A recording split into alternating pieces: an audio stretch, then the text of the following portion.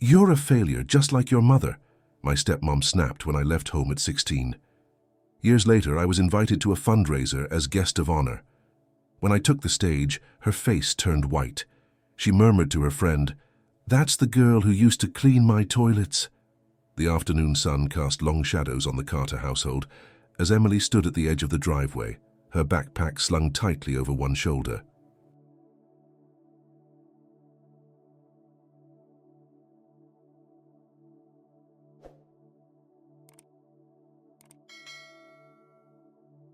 The house behind her looked deceptively peaceful, its white siding gleaming under the Ohio sun. But peace had never lived inside those walls, not since her mother passed away 5 years earlier. What once felt like a home had become a prison, each room echoing with silence or sharp words. And today Emily had finally reached her breaking point. "Don't you dare walk away from me!" Denise had shouted, her voice following Emily down the hall like a curse.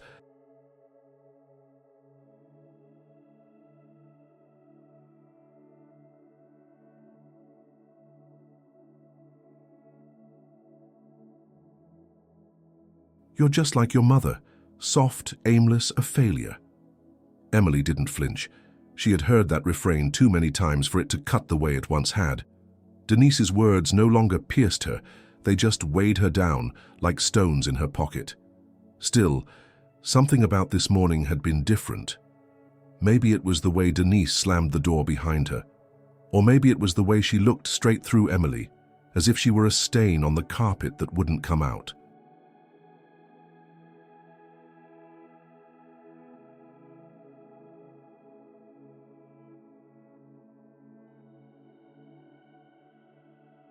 She had $97 in cash, tucked inside a mint tin in her backpack, and 23 more in her checking account.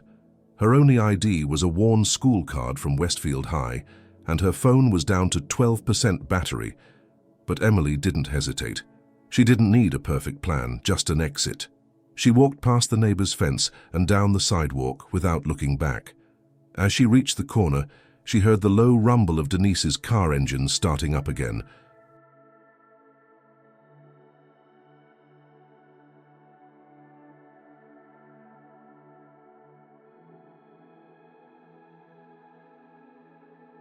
The woman probably thought Emily would come crawling back in a few hours, head bowed and spirit crushed.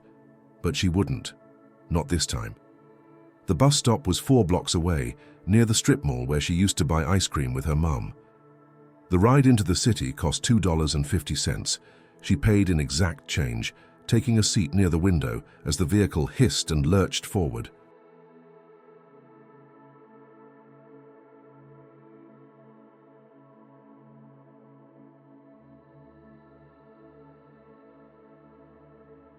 Outside, the suburban homes gave way to fast food chains and gas stations, then to rusted warehouses and worn-out billboards as the bus neared Cleveland's outer neighborhoods. She had no clear destination, but she wasn't aimless. Not in the way Denise believed. Emily was looking for something more than survival. She wanted dignity. Somewhere in the city, she believed, that dignity was waiting for her. Maybe in a job, maybe in a borrowed room. She didn't know.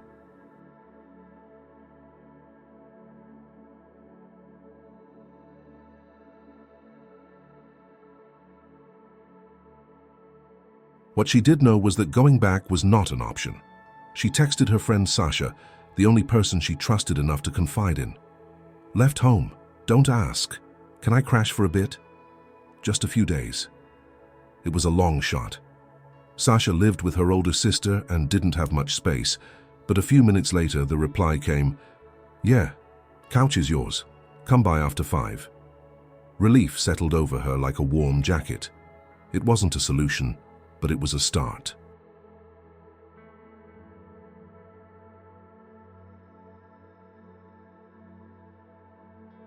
By the time Emily arrived at Sasha's apartment complex, the sun had dipped behind the city skyline. She buzzed up, and Sasha opened the front door, her hair wrapped in a towel and her arms open in silent welcome. Emily dropped her bag and folded into the hug, not realizing how tightly she'd been holding herself until that moment. "No questions," Sasha whispered. "Just rest." The couch was lumpy, and the blanket had a hole in one corner, but Emily slept like she hadn't in years.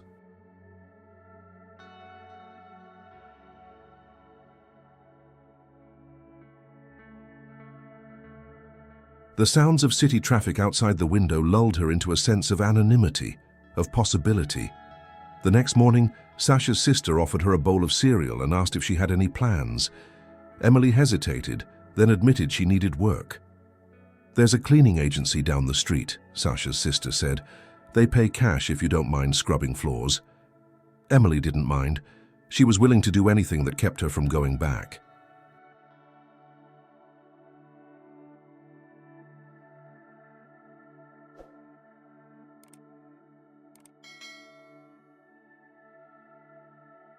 That afternoon, she walked into the small brick office of Madison Home Services.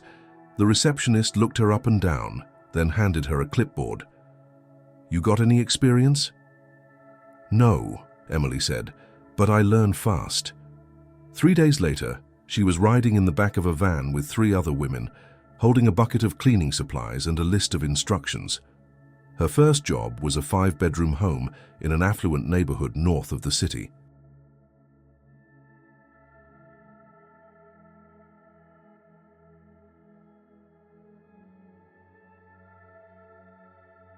The air smelled like lemon polish and lavender detergent, and the hardwood floors gleamed like glass. Emily was assigned the bathrooms. As she scrubbed the porcelain sink and wiped down the chrome fixtures, she caught a glimpse of herself in the mirror. Hair tied back, sleeves rolled up, sweat glistening at her temples. She looked nothing like the frightened girl who had left home 2 days ago. She looked like someone doing what needed to be done.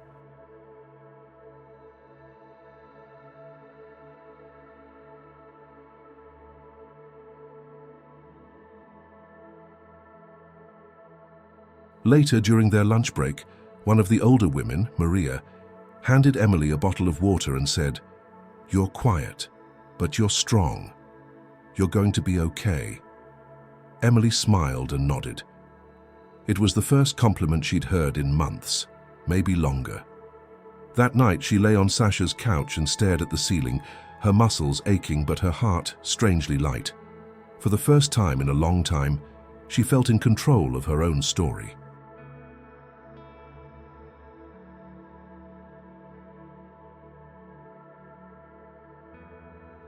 She didn't know what tomorrow would bring, but she knew one thing for certain. She wasn't going to let someone else write her ending. And as she drifted off to sleep, a new thought formed quietly in her mind, one she hadn't dared believe until now. Maybe I'm not a failure at all. Emily arrived early that morning, the fog still hanging low over the neatly trimmed lawns of Willow Lane.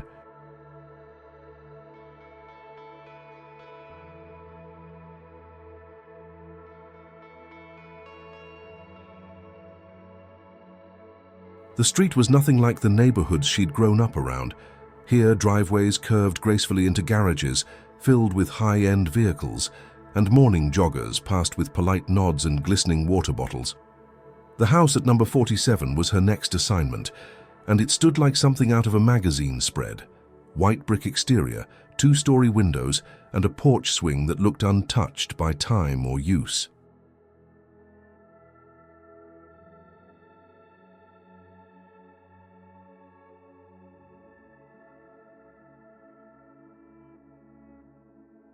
She adjusted the straps of her backpack and followed Maria up the stone path to the front door. Inside, the Blake home smelled of cinnamon and pine. Not artificial scents, but the kind that suggested someone had baked something that morning and possibly arranged fresh pine branches in a vase somewhere. It was warm and lived in, but immaculately maintained. Emily felt a flicker of nervousness. This place was different from the others.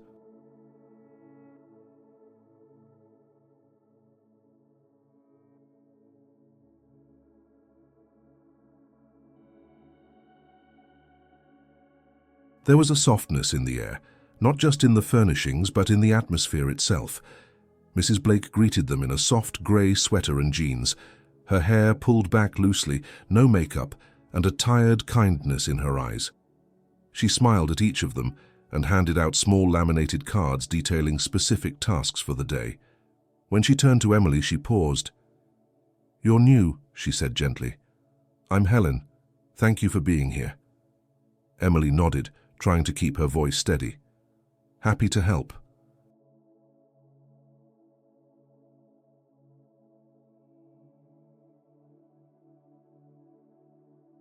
She was assigned the upstairs bathrooms and hallway dusting. As she worked, she took in small details.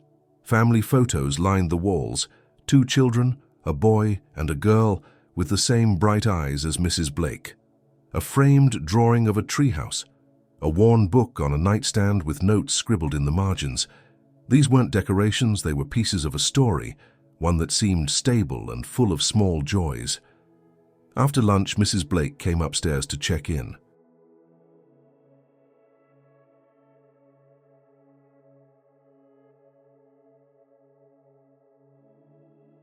She didn't hover or inspect with suspicion like some homeowners did. Instead, she stood beside Emily as she wiped the bathroom mirror and asked casually, "Do you go to school around here?" Emily hesitated. She could lie, but something in Mrs. Blake's tone invited truth. "I used to. I'm taking a break right now, trying to figure things out." Mrs. Blake nodded slowly, as if that made perfect sense. "Well, I hope whatever you're figuring out brings you something good."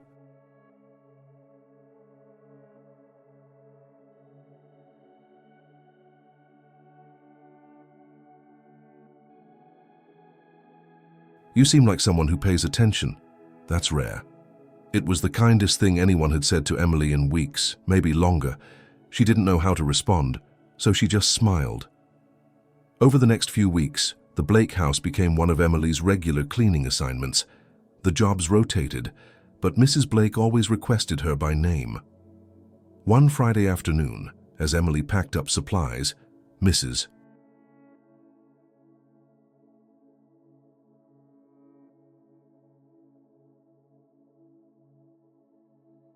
Blake pulled her aside and gestured toward the kitchen island, where papers and folders were spread out in mild chaos. "I run a non-profit downtown," she explained. "Youth mentorship, community events, that sort of thing. It's growing faster than I can manage. I could use an extra pair of hands now and then. Filing, sorting, data entry. Nothing fancy. It pays a bit better than cleaning. Interested?" Emily's heart leapt before she could stop it. She managed to keep her voice even. "Yes."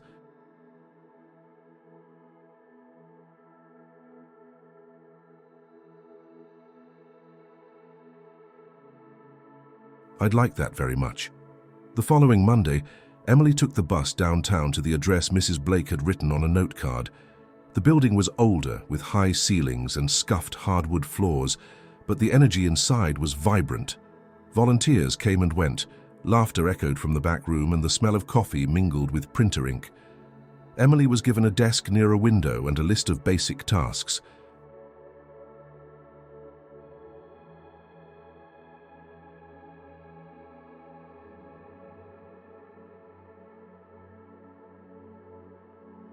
She learned quickly how to use the filing system, organize donation receipts, and set up chairs for community meetings. More than anything, she learned what it felt like to be part of something. The days began to fall into a new rhythm. Mornings at the non-profit, afternoons at the cleaning agency, evenings back at Sasha's.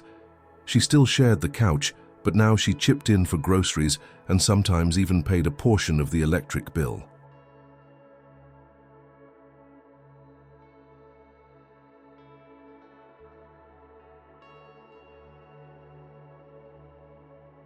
The agency started calling her first when new jobs came in.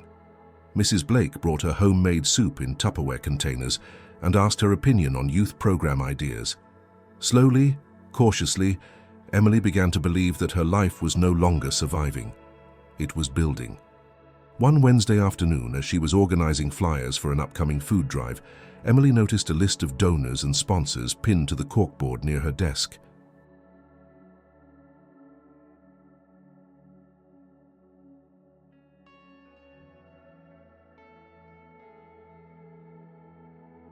Her eyes scanned the names absent-mindedly until one caught her attention. Denise T. Carter, her stepmother's name, clear and unmistakable. Next to it, a donation amount and an RSVP for an upcoming community luncheon. Emily stared at the paper, her breath caught in her throat. She hadn't seen or heard from Denise since the day she left. She had imagined countless ways that reunion might happen: screaming matches, tearful apologies, bitter silence.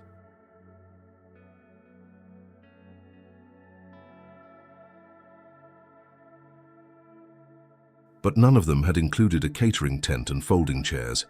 Mrs. Blake must have seen the change in her face. She walked over and followed Emily's gaze. "Something wrong?" she asked softly. Emily shook her head.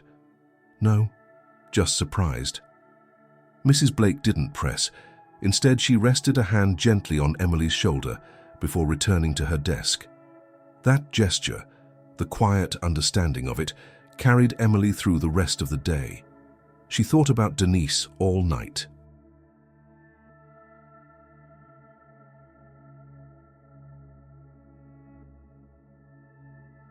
Did she know Emily worked here? Was her name on any flyers? Would she recognize her on sight? Probably. Would she say anything?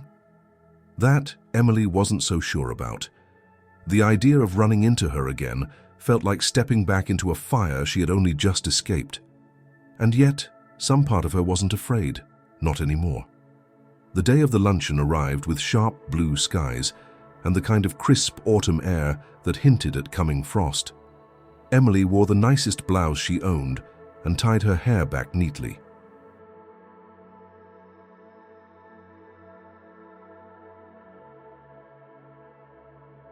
She greeted guests at the check-in table, handed out name tags and smiled through nerves that fluttered just beneath the surface.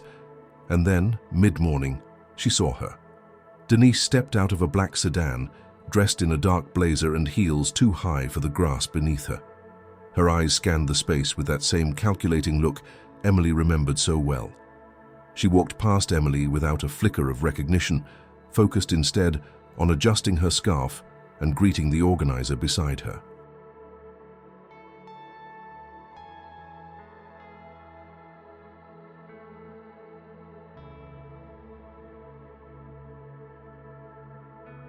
Emily stood straighter, refusing to shrink. As the event unfolded, she stayed busy, distributing programs, assisting with tech setup, making sure the coffee didn't run dry. At one point, she passed Denise on the way to the podium and caught a glance. For a split second, their eyes met. Denise blinked. Emily didn't look away. She wasn't the same girl who had cleaned Denise's bathroom floors, who had flinched at every insult and question. She was someone else now.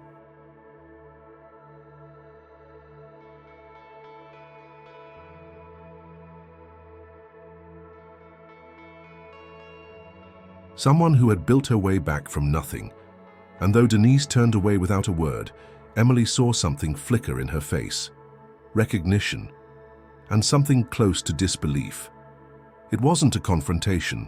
It wasn't an apology. But it was the first time Emily had ever seen Denise at a loss for words. She carried that moment with her all day, not as a triumph, but as a quiet truth, that who she had become was no longer small enough to be ignored.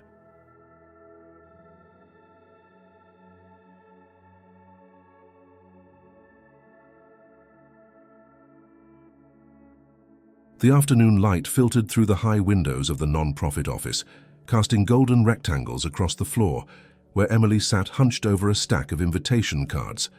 Her handwriting was neat, her concentration sharp. Every envelope she sealed felt like a step forward, like one more brick in the foundation she was laying for a life she could finally call her own.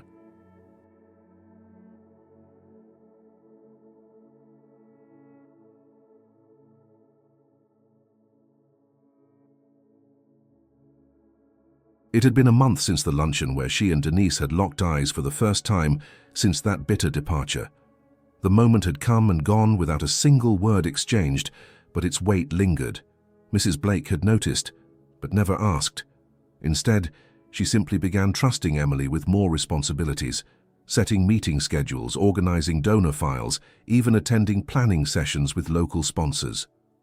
The quiet vote of confidence was something Emily cherished.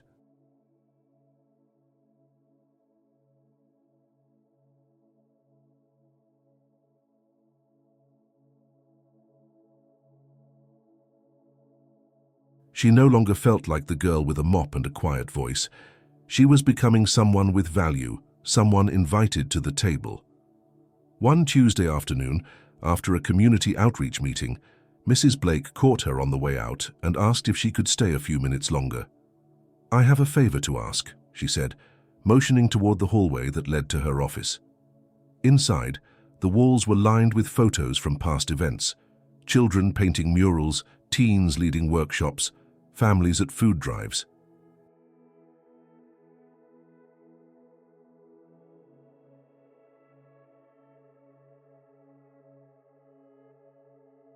The space smelled of cinnamon tea and fresh printer paper. Mrs. Blake sat behind her desk, folding her hands as Emily took a seat. "You've been incredibly helpful, and I trust your judgment. We have a new initiative launching next month, a youth employment program. I need someone to help coordinate interviews, manage schedules, and keep communication flowing between the mentors and the teens. It's part-time but paid, and it would mean stepping into a more visible role." Emily's heart skipped.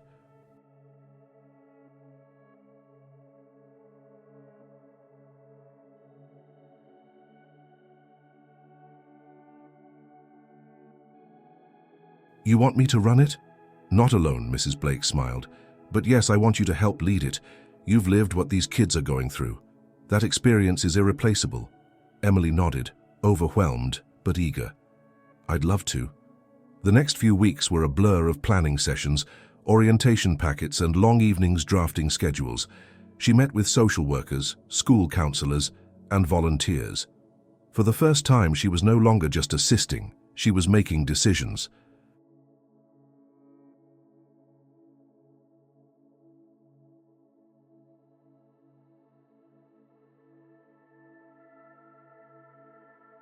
One afternoon, while organizing mentor applications, she found herself writing an email to a local community center.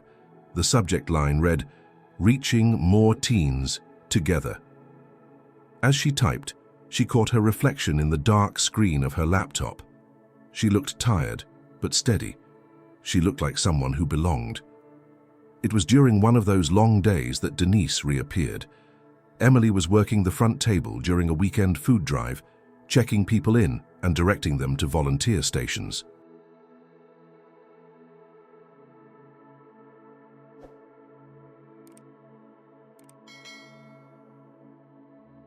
The event was bustling. Families picking up groceries, teens carrying boxes, laughter and music from a nearby speaker. She didn't notice the familiar shape walking up until it was too late. Denise stood on the edge of the crowd, clutching a leather purse and scanning the area like someone who wasn't sure she wanted to be seen. She looked smaller somehow, her usually sharp posture softened under the afternoon sun. Emily froze for a moment, then stood straighter. Their eyes met again.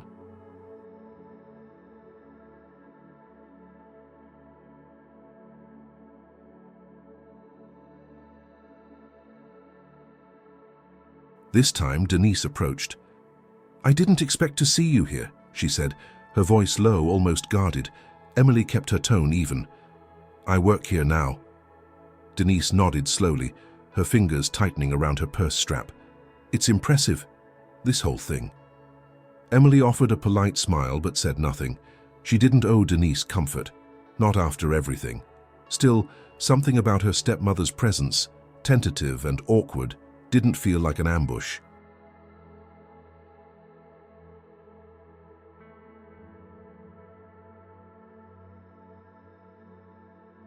It felt like someone trying to bridge a distance she didn't know how to cross. "I'm here volunteering," Denise added. "With a friend. They needed extra hands." Emily didn't respond. Instead, she gestured toward the sign-in sheet. "You can check in over there." Denise hesitated. "Right. Of course." She walked away, her heels clicking against the pavement. Emily exhaled and turned back to the line of volunteers. Her hands shook slightly, but her voice remained steady.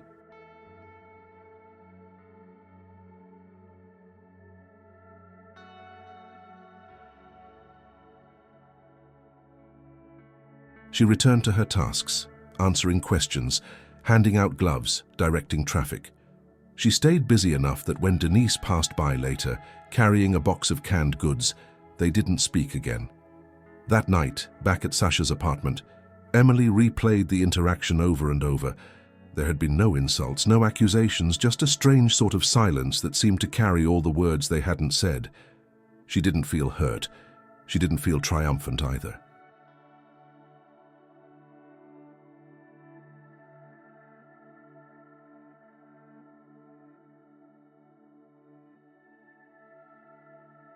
Mostly, she just felt separate, as though Denise was part of a different chapter now, one she had closed. Weeks passed, and Emily buried herself in her new role. She met teens whose stories echoed hers, kids sleeping on couches, working part-time jobs while trying to stay in school, navigating family fractures without maps. She listened. She encouraged. She showed them that someone cared. Slowly, her own past stopped feeling like a wound and began feeling like a tool.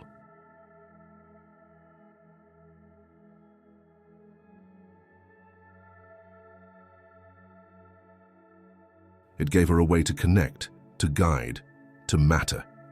One Friday, Mrs. Blake brought in 2 new volunteers, college students studying social work. As she introduced Emily to them, she said, "She's not just one of our best organizers, she's one of our brightest leaders." The words echoed in Emily's chest long after the conversation ended. That evening, as she packed up for the day, she found an envelope in her cubby, no name on the outside.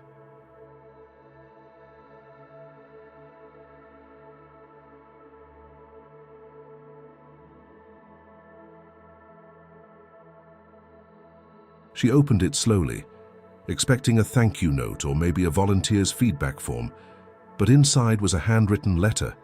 The handwriting was unmistakable. Denise. She didn't read it right away. She tucked it into her bag, unsure if she even wanted to open it. Back at Sasha's, long after the lights were out and the apartment was quiet, she sat cross-legged on the couch and unfolded the page. It wasn't long, just a few paragraphs. No apologies, no dramatic declarations.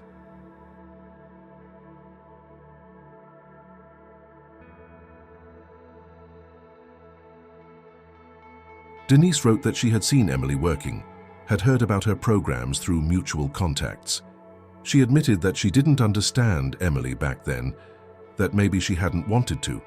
She said she had lost her own mother young and never figured out how to deal with that grief, let alone help someone else through theirs. "I don't expect anything," the letter ended. "I just wanted you to know I see what you're doing, and I hope you keep going."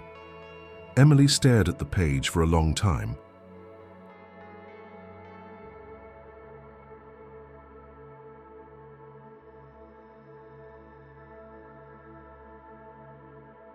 She didn't cry. She didn't feel vindicated. Mostly she felt still. It wasn't forgiveness. It wasn't reconciliation. But it was something. A small fracture in the silence. A glimpse of humanity where once there had been only hurt. She folded the letter, placed it back in the envelope and slid it into the bottom drawer of her bag. She didn't know if she would ever respond.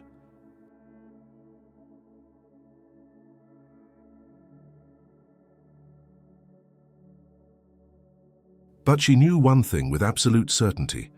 Her life no longer revolved around waiting for answers from people who hadn't known how to love her. She had found her own way forward. The November air was crisp and carried with it the scent of rain-soaked leaves and distant bonfires. Emily adjusted her scarf as she stepped off the bus, the non-profit's brochure tucked carefully into her coat pocket.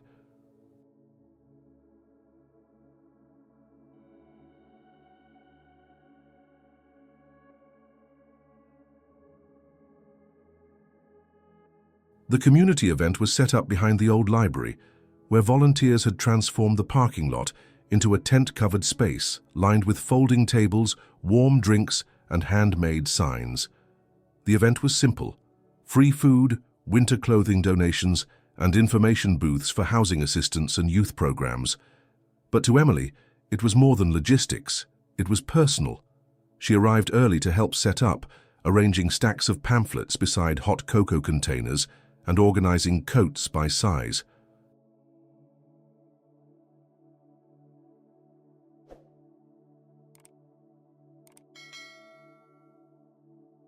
As people trickled in, she moved between tables, offering directions, answering questions, and greeting faces both familiar and new. The energy was warm and humming, like a small town fair.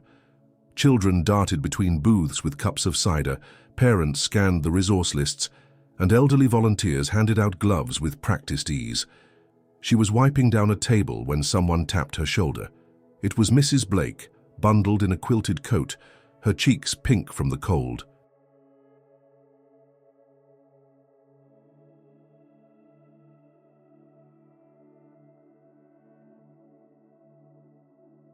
"How you've got someone asking about you," she said gently, nodding toward the crowd. Emily turned slowly. Among the bundled masses stood Denise. Her coat was long and dark, but not the same polished designer style Emily remembered from her childhood. It looked functional, even a little worn. Her hair was tucked under a knit hat and a messenger bag hung diagonally across her chest.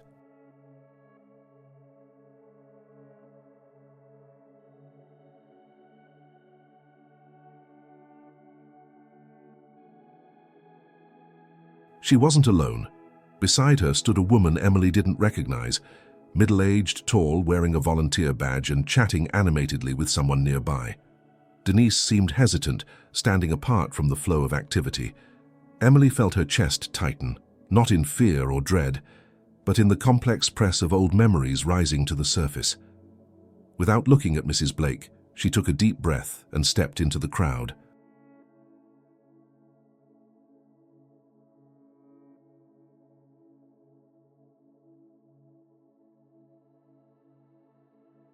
As she approached, Denise spotted her and straightened, her hands clutching her bag like a lifeline. There was a flicker of something vulnerable in her eyes, uncertainty, maybe even nervousness. "Hi," she said, her voice quieter than Emily had ever heard it. "Hi," Emily replied, standing a polite distance away. "I came with Monica." Denise gestured toward the other woman, now handing out flyers. "She volunteers here. Said they needed help. I figured, why not?" Emily nodded.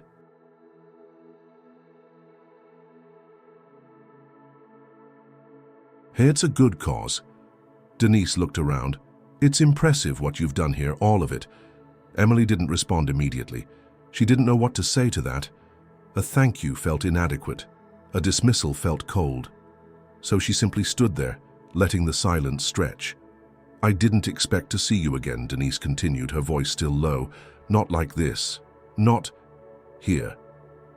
Emily met her gaze evenly. "Neither did I." For a moment, neither of them spoke.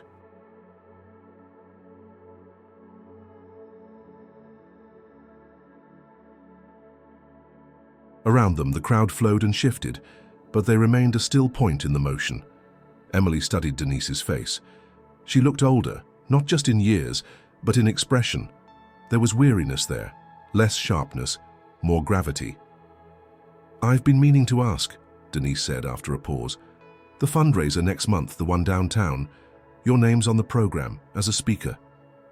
Emily nodded. "Yes. I was asked to share my story."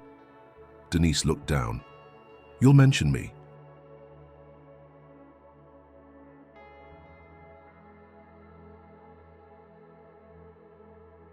There was no hostility in the question, no demand, just a quiet curiosity. "I'll mention what shaped me," Emily said carefully, "but I'm not here to point fingers." Denise looked up. "That's fair." Emily waited a moment longer, then stepped aside, gesturing to the donation bins. "Coats go in that one, gloves and scarves in the smaller bin, food to the left." Denise gave a tight nod and walked away. The moment didn't resolve anything. It didn't bring peace or clarity.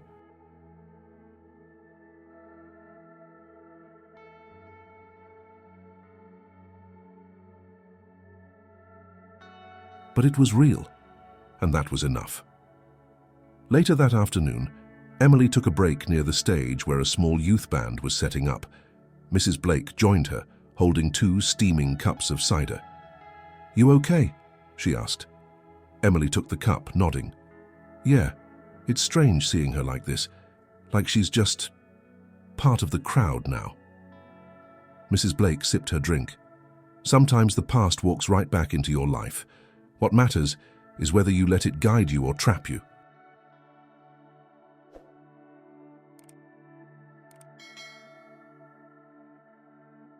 Emily turned that over in her mind. She's not the villain I used to imagine, just someone broken in ways I never understood. And maybe, Mrs. Blake added, someone who sees now what she missed then. Emily didn't respond, but she didn't need to. The cold no longer bit at her skin. The noise no longer buzzed in her ears. Instead, a sense of grounded calm settled over her.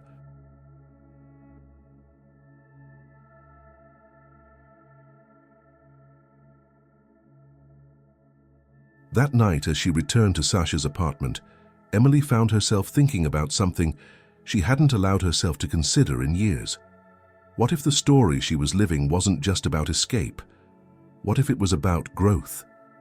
She pulled out her journal, something she'd begun again recently, a habit from childhood she had let die in those early hard months. On a fresh page, she wrote, "Today, I saw her again. Not as a threat, not as a voice echoing in my head, just as a woman in the crowd."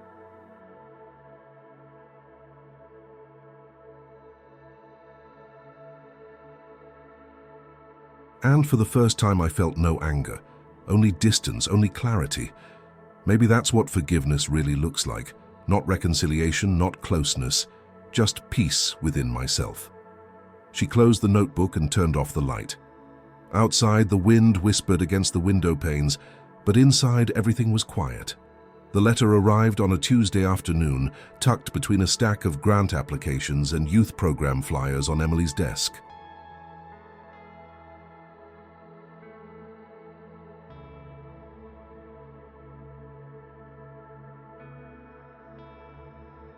She might have missed it entirely, if not for the golden seal pressed onto the back of the envelope, its elegant curve catching the light. The front was addressed to her by name, first and last in looping script, and the return address read, Cleveland Youth Empowerment Foundation.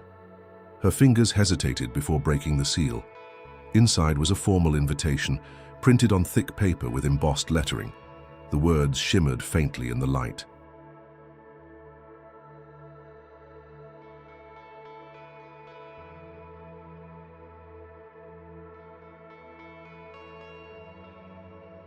Dear Miss Emily Carter, we are honored to invite you as a keynote speaker for this year's Youth Empowerment Fundraiser Gala to be held at the Grand Cleveland Ballroom.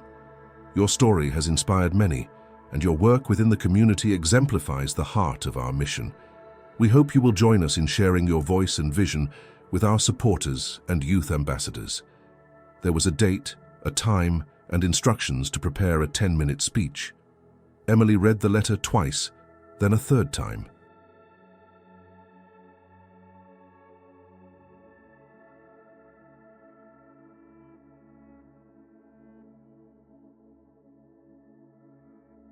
Her first reaction was disbelief.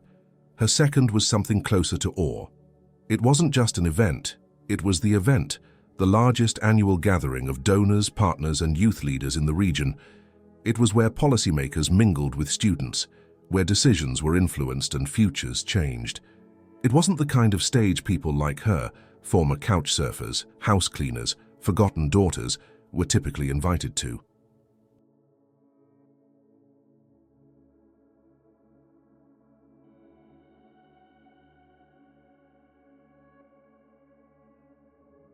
She stared at the paper for a long moment before folding it gently and placing it back into the envelope.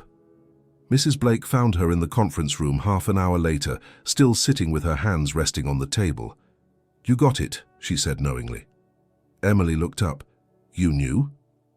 "I might have put in a word, maybe two." She smiled. "You've earned it." "I'm not sure I'm ready."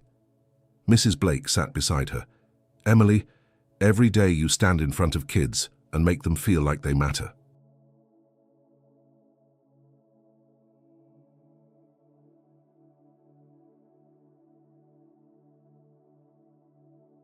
Every day you organize people, hold your ground, listen, plan, lead.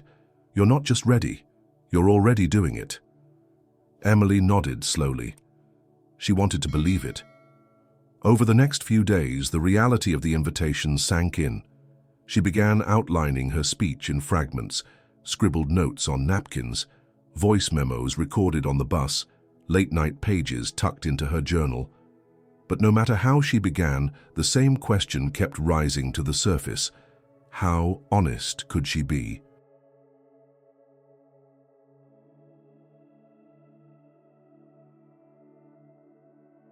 To tell her story was to acknowledge where she came from, the brokenness, the voice that once told her she was a failure, the nights on Sasha's couch, the smell of bleach on her hands, the mornings she stood outside houses on Willow Lane, wondering if she would ever belong in a place like that.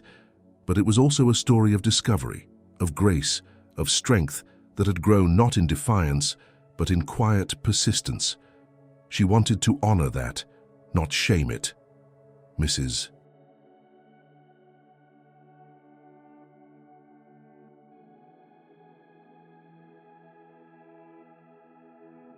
Blake offered to help, and together they spent several evenings refining the draft. They practiced cadence, tone, pauses. They revised phrasing until it felt both authentic and powerful. "You're not just speaking for yourself," Mrs. Blake said one night as they packed up. "You're speaking for every girl who thought she didn't have a voice."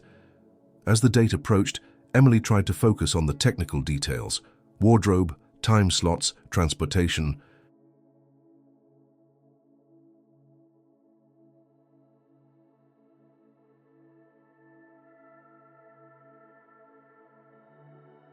But a flicker of anxiety followed her everywhere, a whisper that came strongest in quiet moments.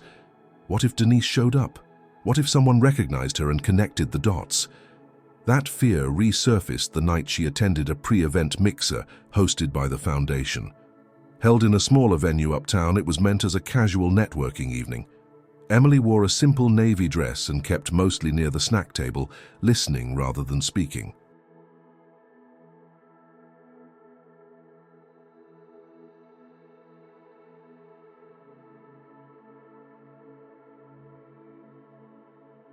She felt the buzz of small talk around her, the clink of wine glasses, the polite laughter of donors, the hum of introductions. And then she heard her name. Across the room, a woman pointed. "That's Emily Carter. She's speaking next week. Incredible story." Heads turned. Emily smiled politely, offering a small wave, but inside her pulse quickened. Later that night, she stood at her bathroom mirror and rehearsed her opening lines. She repeated them softly, watching her own expression.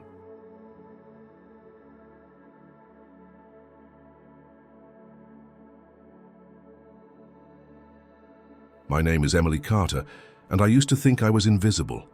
The words hung in the air like a promise. The night of the fundraiser arrived with icy streets and glittering city lights. The ballroom was everything she imagined: high ceilings with grand chandeliers, round tables dressed in linen and glassware, centerpieces glowing with tiny lights. Sasha helped her with her makeup, and Mrs. Blake drove her downtown, her own dress understated and elegant. "You nervous?"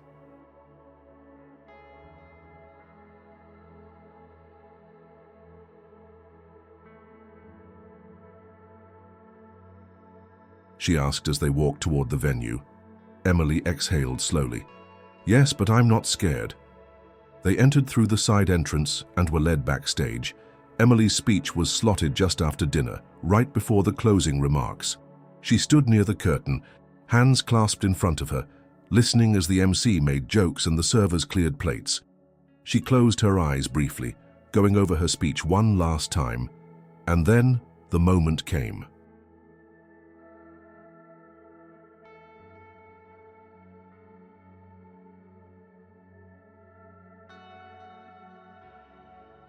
She was announced as a rising leader, mentor and advocate for youth resilience. The applause started before she reached the stage. She walked slowly to the podium, her heart pounding in her ears. She adjusted the microphone, smiled at the crowd, and scanned the faces. And there, at a table near the front, Denise. Emily's breath hitched for a split second. Denise was seated next to a woman in a red blazer, whispering something. The woman's head turned, and her eyes widened slightly.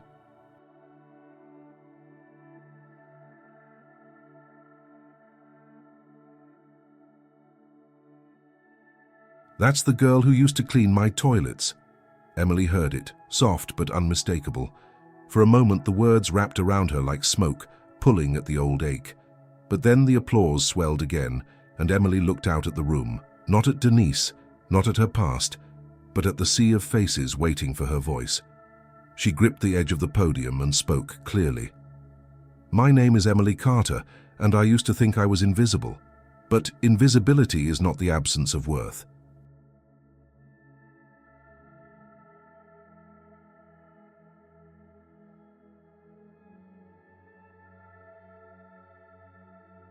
It's just the absence of being seen." As the room quieted, the power of her presence settled like a tide. She was no longer the girl who cleaned bathrooms in silence. She was the voice on the stage. For a heartbeat, the ballroom was frozen in silence. Not because anyone was unsure of how to respond, but because the stillness held reverence. Emily stood behind the podium, the spotlight steady on her, its glow catching the edges of her dark curls and the subtle shimmer of her dress.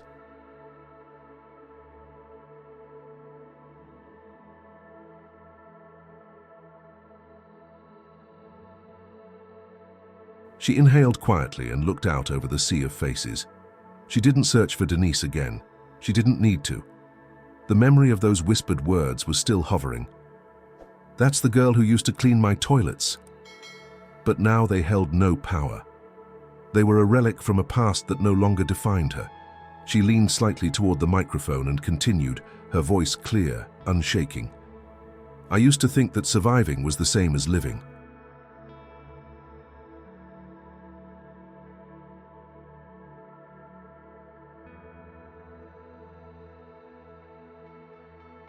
That if I could just get through each day, then maybe that would be enough.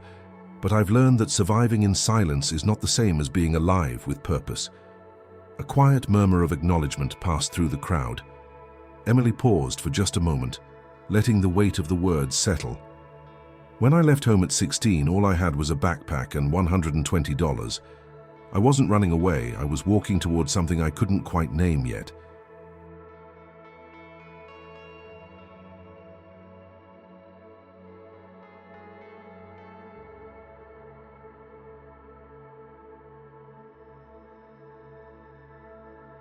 A life that wasn't shaped by the voices that told me I'd never be more than what I came from." She scanned the crowd again, eyes landing gently on the young people near the front rows, the scholarship recipients, the mentees, the hopeful and uncertain hearts who reminded her of herself not so long ago. "I started out cleaning houses. I was grateful for the work. It gave me stability. It gave me time to think, to plan, to breathe.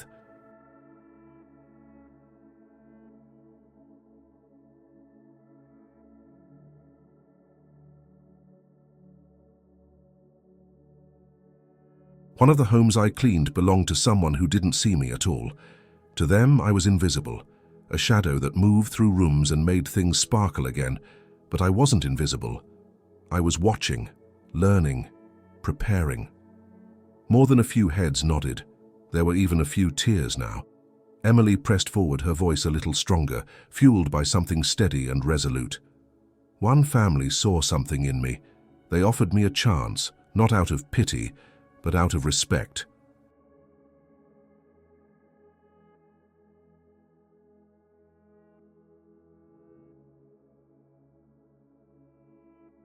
They didn't ask me about my past. They didn't judge the way I entered their lives. They simply made room for me. And that was all I needed, room to prove myself." She glanced briefly toward the side of the room where Mrs. Blake stood, her hands folded gently, her face filled with quiet pride. Emily felt her throat tighten, but she pushed through. "I didn't have fancy degrees or polished connections. I had resolve. I had dignity.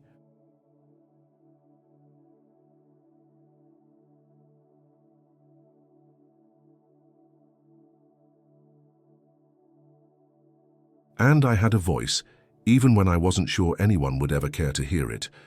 Now the silence in the room was laced with something new, admiration perhaps, or reflection. People were no longer looking at her as a speaker fulfilling a role. They were leaning in, listening as if they might find pieces of themselves in her journey. "I don't tell you this for sympathy," she said, shaking her head softly.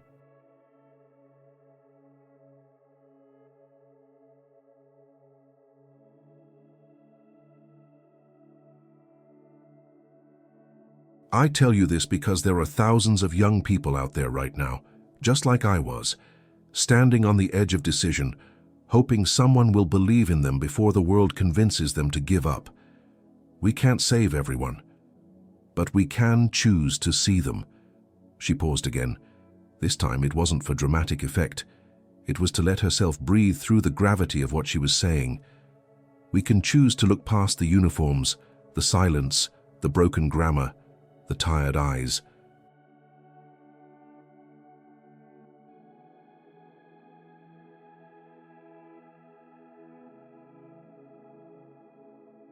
We can choose to look at the person, because sometimes what someone needs isn't a rescue, it's recognition.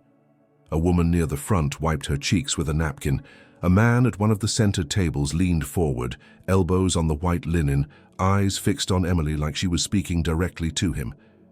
"I was called a failure," she said finally, her voice dropping slightly. "I was told I'd end up with nothing. And maybe I could have believed that. Maybe I could have let that be the story."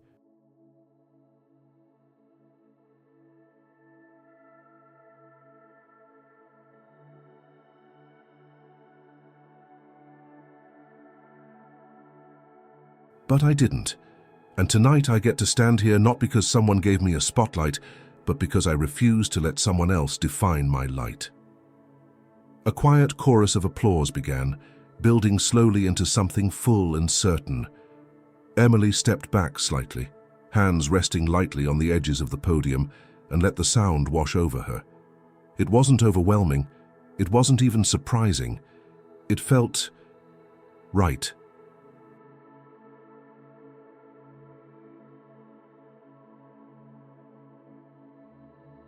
She gave a small nod and closed with a single sentence that wasn't on her note cards, something that came to her in the moment, like a whisper finally freed. "To every girl scrubbing floors wondering if she matters, yes you do." The applause rose again, louder now, stretching across the room like a wave. Emily stepped back, eyes scanning the crowd just once more. This time she allowed herself to look at Denise. Their eyes met across the tables. Denise was sitting perfectly still.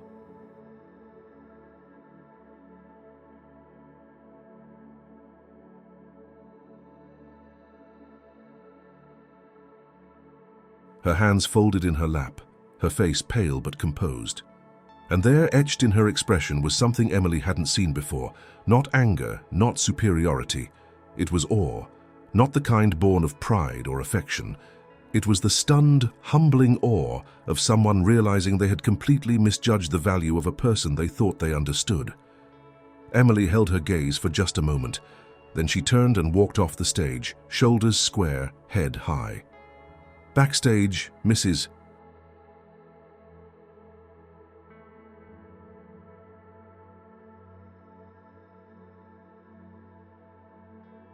Blake wrapped her in a quiet embrace. "You were extraordinary," she whispered. Emily didn't respond. She was still processing what had just happened, not the applause, not the speech itself, but the feeling inside her, the stillness, the certainty that nothing anyone said tonight could take this moment away from her. Not even Denise. Especially not Denise.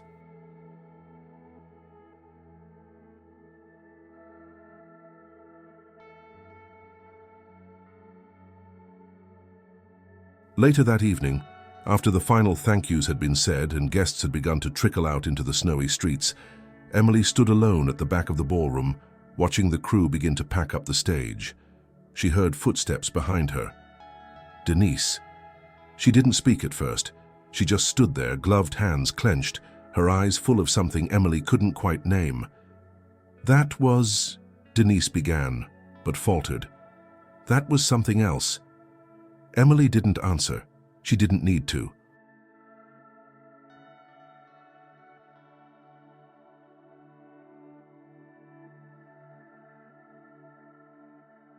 Denise nodded slowly, then looked down. "You did good, Emily." It wasn't much, not an apology, not a bridge, but it was something. Emily nodded once, politely. Then she turned toward the door and walked into the cold night, her breath forming clouds in the air, her heart carrying the quiet strength of someone who had not only found her voice but used it to change the room. The week following the gala passed in a haze of emails, phone calls, and congratulatory messages.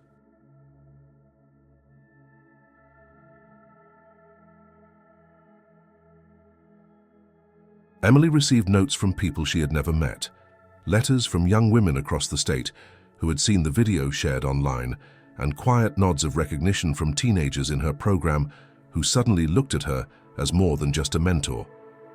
Even Sasha's landlord, who rarely spoke to anyone, had stopped her in the hallway to say, "I saw you. You did good, kid." But beyond the kind words, there was something else stirring. A shift.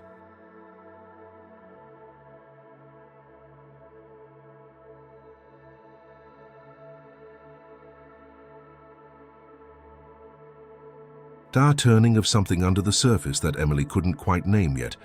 It wasn't just that people had listened. It was that, for the first time, they wanted to act. Doors were opening, slowly, cautiously, but unmistakably.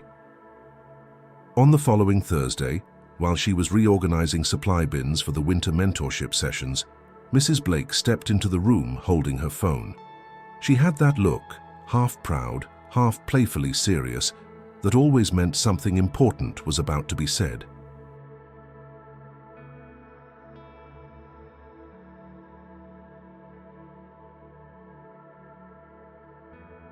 "Emily," she said, handing over the phone, "someone wants to speak with you. Don't worry, I already verified it's real."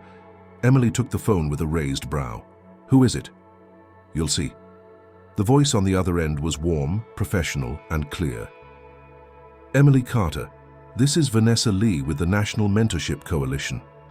I wanted to say how deeply moved we were by your speech. We've had our eye on your program for some time, and your story, frankly, lit a fire."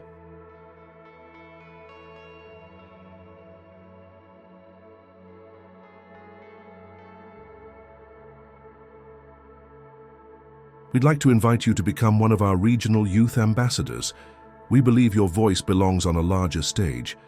Emily sat down slowly, her back against the cool metal of the folding chair. The words felt surreal. Vanessa continued, outlining what the role would involve. Speaking at conferences, leading panels, helping develop curriculum for at-risk youth initiatives, and most importantly, sharing her perspective on a national platform. There would be travel, exposure, influence.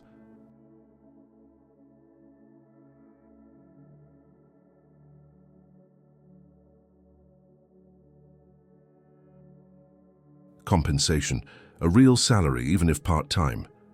Emily responded cautiously, thanking her for the offer, promising to review everything. She was careful not to sound too eager, though her hands trembled as she returned the phone to Mrs. Blake. "She was serious," Emily said, barely above a whisper. "She was," Mrs. Blake replied, her smile wide but restrained. "This is real." That night, Emily spread the program materials out on Sasha's living room table.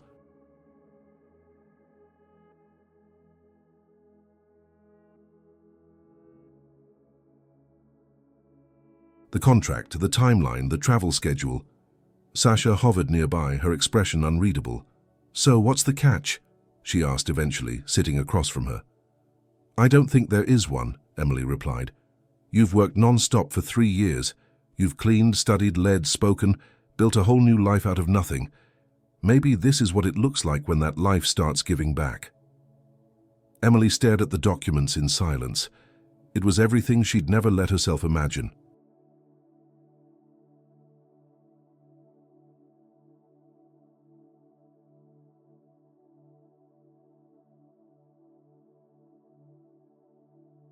Not because it wasn't possible, but because dreams like this always felt like they belonged to someone else, someone born into different circumstances. That night, she couldn't sleep. She thought about the past, about Denise's voice, About those first mornings scrubbing floors with frozen hands and a pounding headache. About the nights she stared at the ceiling from Sasha's couch, wondering if she'd made a mistake leaving home.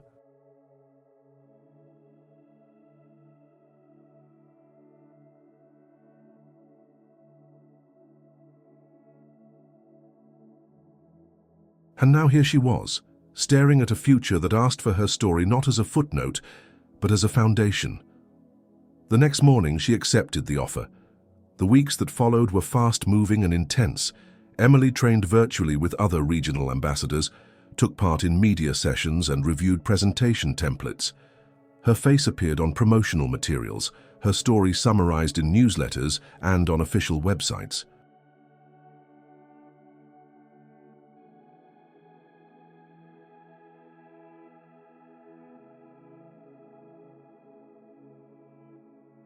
At her first national event, a youth summit in Chicago, she stood in front of 200 teens and told them that invisible didn't mean unworthy. Afterward, a girl about 14 approached her, eyes wide and cautious. "My mum says I won't ever finish school. She says girls like us never make it out."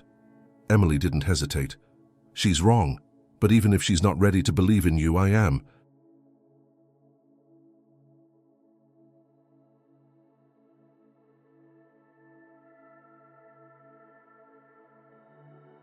The girl nodded, and for a moment Emily saw herself at 16, standing at a bus stop with a backpack and nothing else but resolve.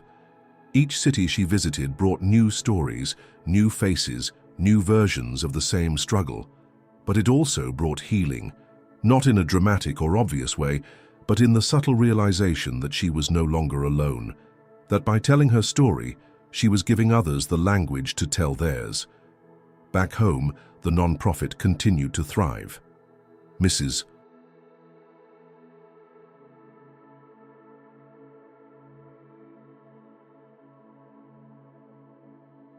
Blake handled most of the day-to-day, but Emily checked in regularly, offering updates, ideas, and sometimes just words of encouragement to the new volunteers. Then one morning, she found an envelope in the mailbox at the non-profit. No stamp, no return address. Inside was a letter. The handwriting was unfamiliar at first, shakier than Denise's, more formal. Emily unfolded the page and read it slowly, her breath caught by the second line. It wasn't from Denise. It was from her father.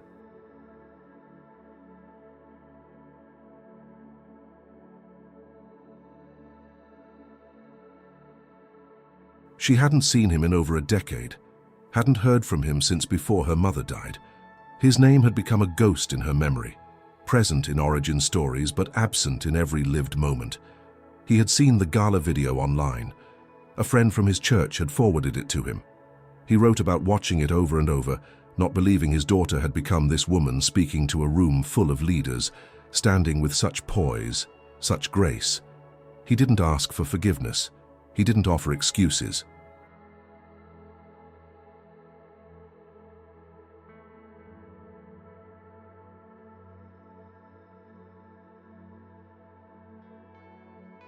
He acknowledged his absence and said only that he had not known how to be a father, especially after losing her mother. The letter ended with an invitation. "If you ever want to talk, I'm here. I don't expect anything, but I'm proud of you, whether I get to say it in person or not." Emily read it twice, then a third time. She didn't cry. She didn't feel anger. She just felt suspended between past and present. Sasha found her on the balcony later, the letter folded in her hand. "Everything okay?"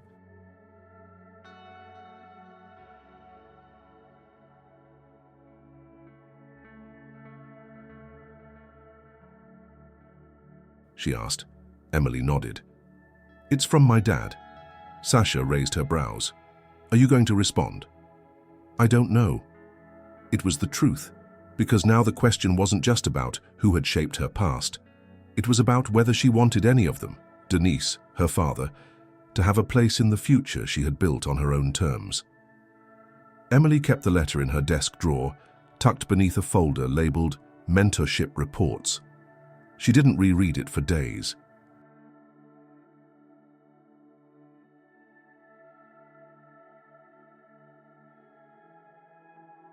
At first, it was enough just knowing it existed, that after all those years the man who had vanished from her life had thought about her long enough to put pen to paper. She wasn't sure if it made her feel seen or just reopened an old door she had deliberately kept shut. Life had moved on after all. She had learned how to stand without him, learned how to forgive without explanation, how to build without permission. But that letter, it waited.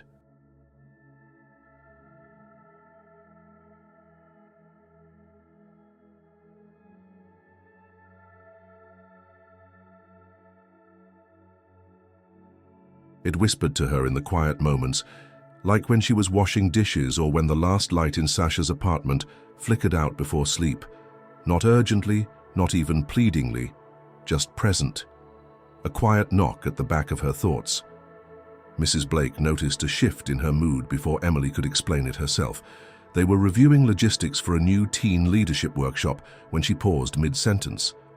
"You're somewhere else," she said gently. "Want to talk about it?" Emily hesitated.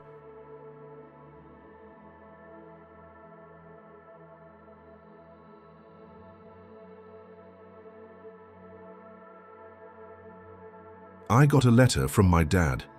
Mrs. Blake didn't react with surprise. Instead, she nodded once, waiting. "He saw the gala, wrote to say he's proud, said he's not asking for anything, but left his number in case I want to talk." "And do you?" Mrs. Blake asked. "I don't know, part of me wants to, just to hear his voice, but another part, I don't want to open something I've already closed." Mrs. Blake leaned back in her chair. "Closure isn't always a door you lock."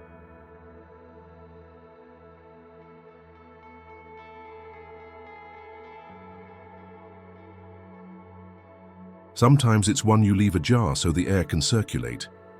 Emily smiled faintly at that, but the words lingered. That night, she pulled the letter out again. The handwriting was slanted and uneven, like someone unpracticed in writing their feelings. There was nothing flowery or manipulative about it, just plain awkward honesty. "I missed everything. I don't blame you if you want nothing to do with me.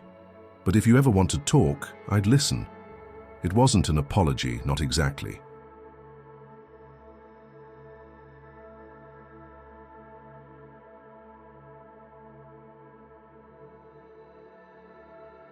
But it also wasn't a demand. He had asked for nothing, just offered a sliver of space for something to begin. She thought about all the versions of him she had created in her mind over the years, sometimes angry, sometimes weak, sometimes simply gone. But what the letter revealed most was a man who had been lost in his own way, a man who had failed, yes, but who now seemed to recognize that failure. 3 days later, she texted the number. "This is Emily. I got your letter."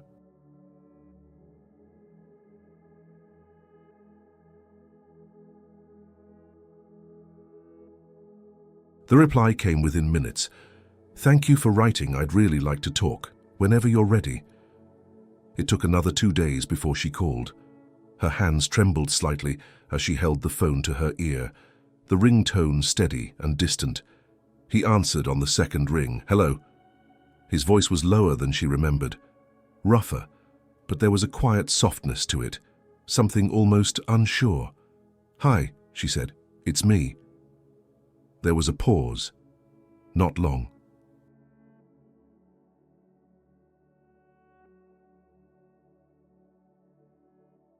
Just long enough to feel the weight of the moment. "Emily, you sound grown." "I am." They both laughed a little at that, the tension easing just slightly. They talked for 20 minutes, about nothing important, what she'd been doing, where he'd been living, how he saw the video and recognized her immediately.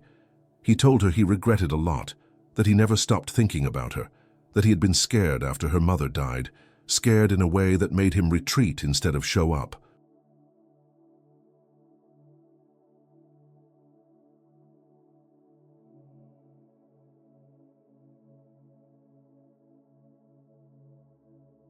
Emily listened.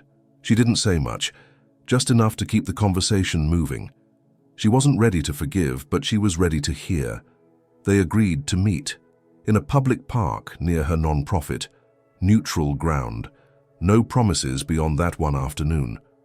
The day of the meeting, she wore simple jeans and a jacket. She arrived early and sat on a bench beneath a leafless tree. The wind was cold, but not biting, and the sky hung low with heavy grey clouds. He arrived 5 minutes later.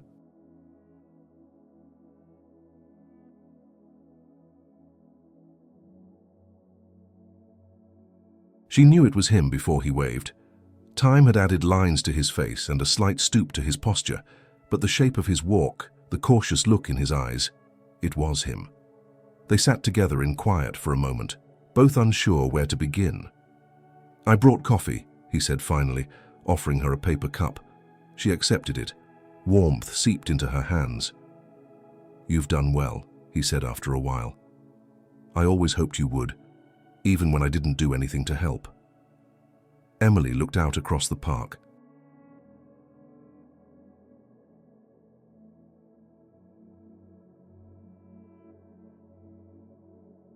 "I didn't think I'd hear from you again. I didn't think I had the right." Silence again, not awkward, just filled with everything that couldn't be said all at once. "I'm not asking for anything," he said. "Not a relationship, not a second chance. I just wanted to look you in the eye and say, I'm proud of who you are, and I'm sorry for who I wasn't." Emily let the words settle. They weren't enough to undo the years, but they weren't meant to.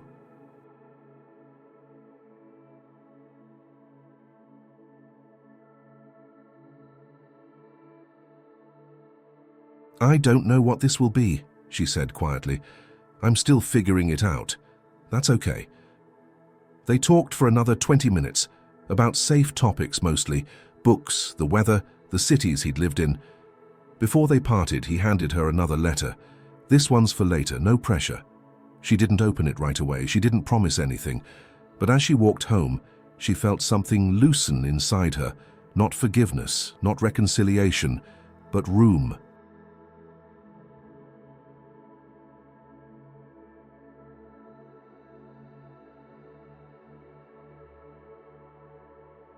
Space that had been filled with ache now filled with the possibility of healing. Later that evening, Sasha found her standing by the kitchen window, the letter unopened in her hands. "Was it worth it?" she asked. "I don't know," Emily replied, "but it didn't break me. That has to count for something." And it did, because Emily was no longer the girl waiting for others to fix what had been broken. She was a woman building something entirely new, letter by letter, step by step.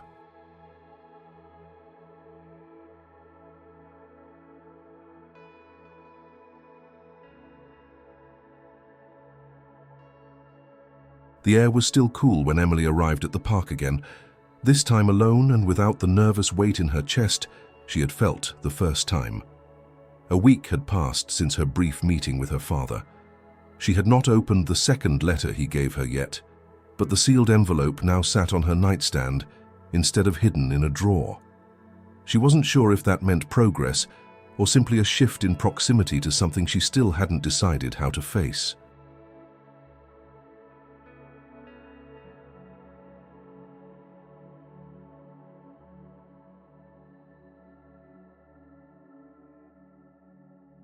What mattered more, though, was that she had met him, listened without breaking, and walked away still grounded in herself. Her non-profit work had not slowed, and neither had the responsibilities. The winter mentorship sessions were growing in size. Teenagers with stories echoing hers showed up each week, some skeptical, some eager, most unsure how to articulate the things weighing on them. Emily had learned not to push.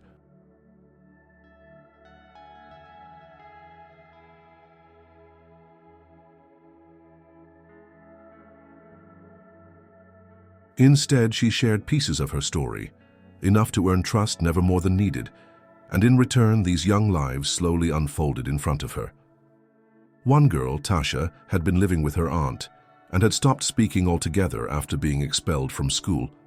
Now, weeks into the program, she was leading group activities with quiet confidence. It was this kind of transformation Emily cherished. Not dramatic, not loud, just real.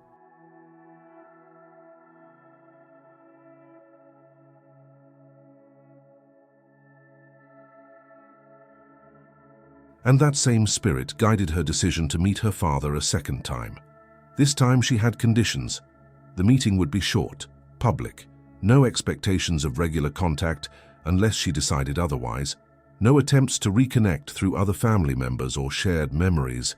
She wasn't looking for a reconstruction of the past, just a space to see, to evaluate, to understand. Her father agreed without hesitation.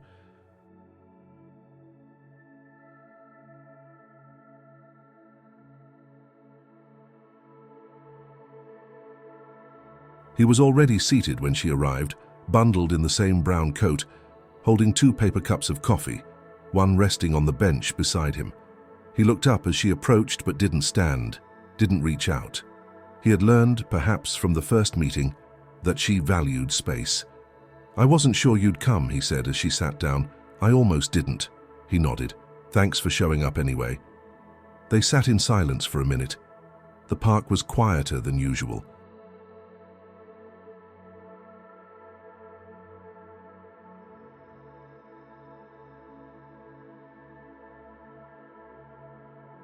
A few joggers passed by. A dog barked in the distance and a child's laughter rang out from a swing set across the lawn. "I read the second letter," Emily said, even though she hadn't. She wasn't ready to admit that truth. He nodded. "I wasn't sure what else to say in it. Mostly I wanted you to know about your mum, not the part you remember, the part before." Emily turned slightly toward him. "I met her at a bookstore downtown," he said, voice softer.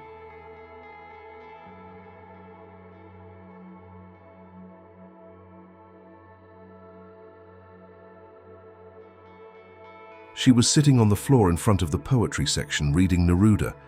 She looked up and told me I was blocking the light. I moved. She didn't smile, just kept reading like I didn't exist. I liked that. Emily didn't interrupt. She let him speak. She was stubborn, funny in this very dry, quiet way. You get that from her. It wasn't the kind of conversation she expected. There were no pleas, no attempts to rewrite history. Just memories, brief, specific, unpolished.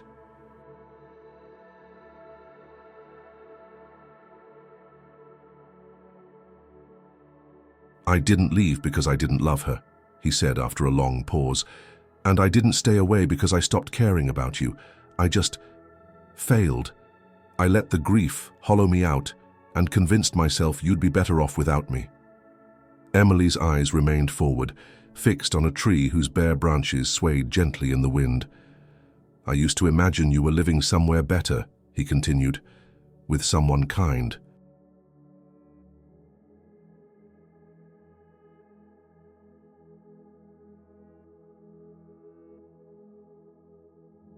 "It was easier to believe that than to think I had left you in a place where you felt alone." Emily exhaled slowly.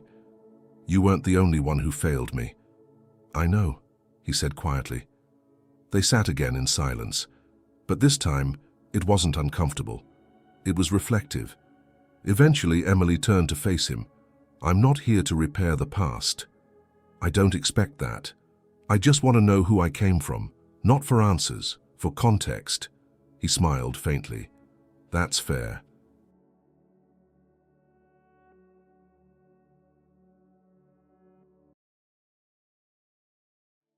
"I've built a life I'm proud of," she added. "It wasn't easy, and most of it was done without help." "I believe that," he said, "and I'm proud of you for every bit of it." There was no ceremony to their parting, no promises, just a mutual nod and the exchange of a few quiet words. "Maybe one day," she said as she stood, "I'll open that letter. Whenever you're ready." She walked away, her steps steady, the wind pressing gently against her back.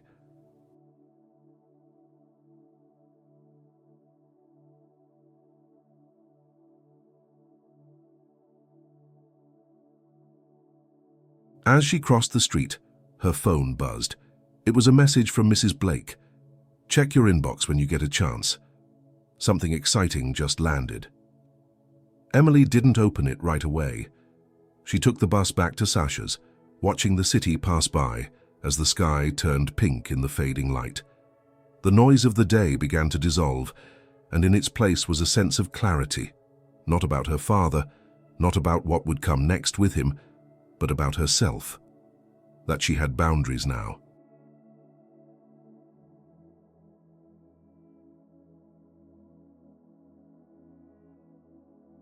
That she could face complicated things without being undone by them. Later that night, she sat on the couch, Sasha beside her reading a magazine, the television murmuring in the background.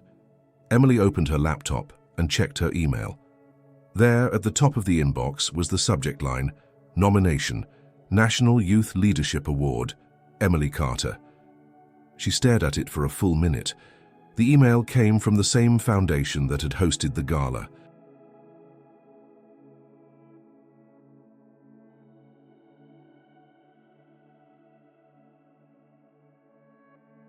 It explained that due to her impact, her mentorship work, and the overwhelming response to her speech, she had been officially nominated for one of the most prestigious youth leadership recognitions in the country.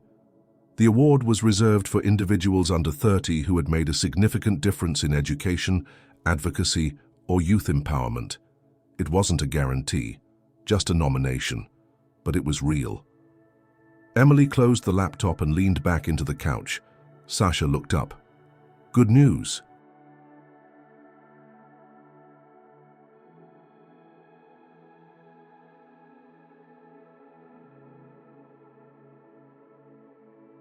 Emily nodded, smiling softly. Yeah, it's something. And it was. The next morning brought with it a quiet tension. Not anxiety, not dread, just that peculiar stillness that follows a night of meaningful news. Emily stood in front of the small window in Sasha's apartment, sipping tea as the city below stirred to life. Cars passed slowly, headlights flickering in the grey light, and someone across the street was already sweeping their front steps.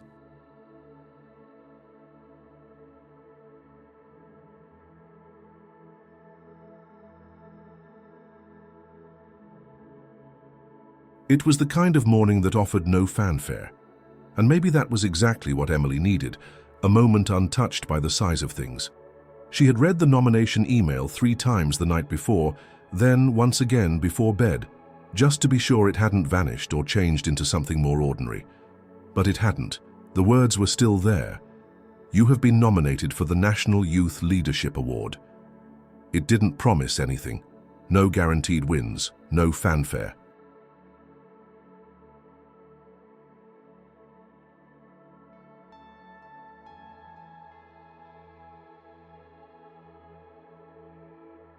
Just the possibility, real and earned, of being seen on a national stage, not as a survivor, not as a former housekeeper or someone's stepchild, but as a leader. Still, it wasn't the nomination that weighed on her that morning. It was the unopened letter sitting beside her bed, her father's second letter. She had carried it to the park the day they met, intending to open it beforehand, but her nerves had stopped her. After the meeting, something inside her felt settled enough not to need it.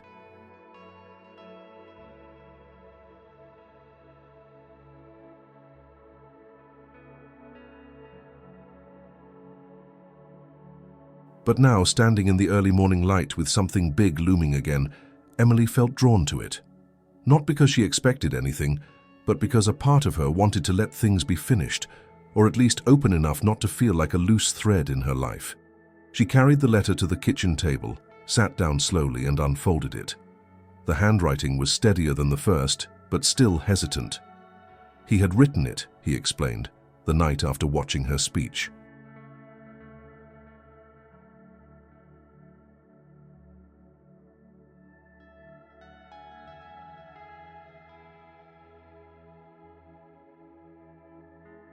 Before he knew whether he'd have the courage to reach out, before he knew if she would even remember him. Dear Emily, it began. I saw a video today that I watched more times than I can count. At first, I didn't realize it was you. You stood so tall, your voice so clear. And then I looked closer and saw the girl I failed. I wish I could tell you that I left because I thought it was best, or because I believed in you so much that I thought you'd be better without me.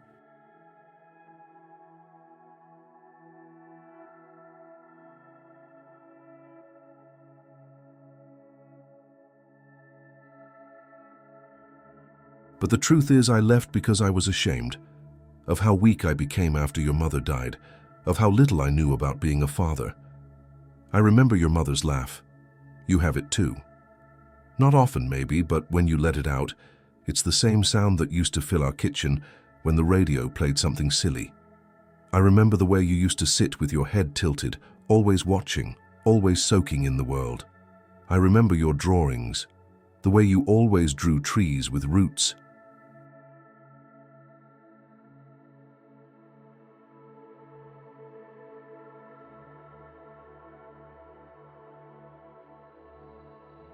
Like you knew something even as a child that I didn't.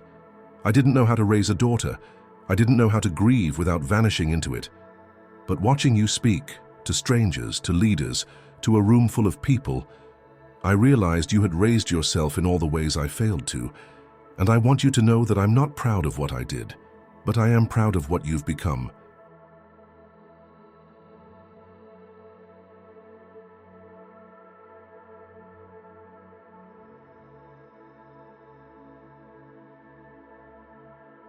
If we never speak again, I hope you carry this truth with you, that even from afar, even in silence, I have carried your name with a weight that I could never put down.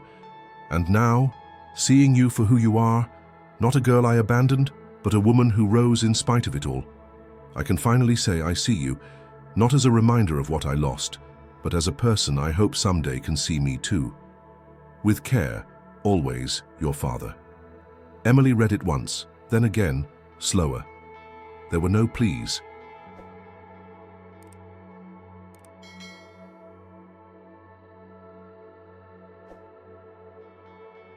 No requests to be part of her life again. No attempts to recast the past in softer tones. Just acknowledgement. Just words that weren't excuses. Just truth. She folded the letter and placed it beside her teacup. Her chest ached, but not in the way it used to. It wasn't the sharp pain of abandonment or the slow burn of resentment. It was something different now, a quiet ache of understanding, of recognizing the damage and also the distance between who she had become and who he had failed to be.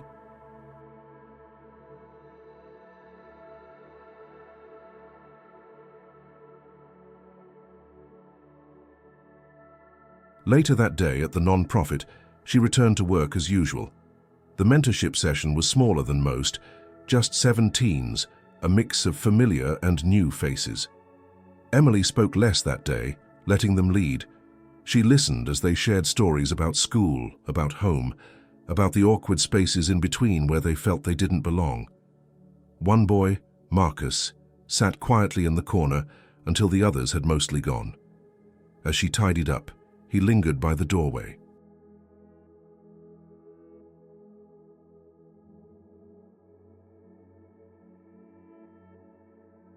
"You really used to live on someone's couch?" he asked suddenly. Emily looked up. "Yeah, for a while," he nodded. "I live with my cousin. It's not bad, but sometimes I feel like I'm just taking up space." "You're not," she said simply. He looked at her, searching for something in her face. "Do you think people like us ever get to just be happy? Not famous or rich, just not waiting for something to go wrong?" "I think we do," she said.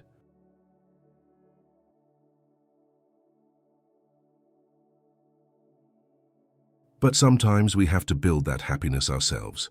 No one's going to hand it to us, we carve it out, one small moment at a time."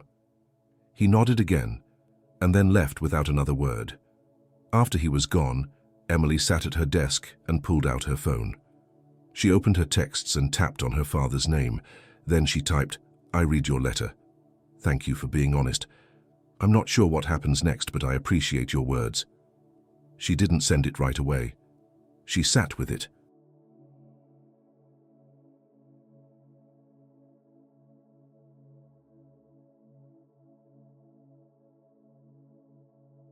Then, after a long breath, she hit send. There was no immediate reply, and that was fine, because some messages weren't meant to be conversations, they were simply doors. And Emily had learned, finally, how to open them without fear of what might be on the other side. The holidays arrived in quiet waves, Cleveland's streets were lined with lights that blinked against the dark skyline, and wreaths appeared in windows, on bus stops, and over the doors of corner shops.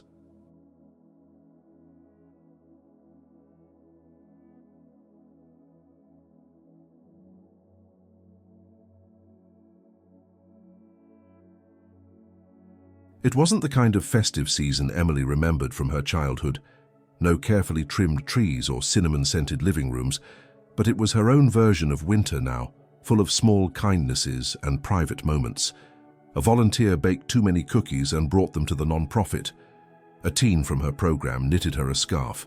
Sasha hung a strand of lights along their shared apartment window and insisted they leave it on overnight.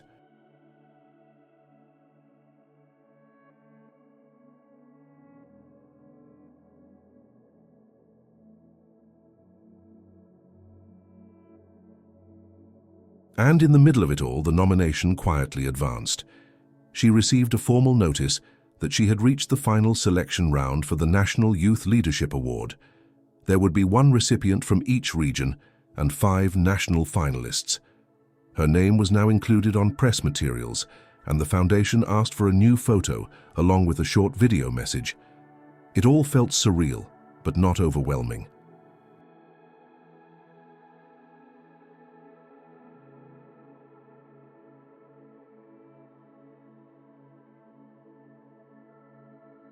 She was ready, not just for the possibility of being chosen, but for what it meant to be considered at all.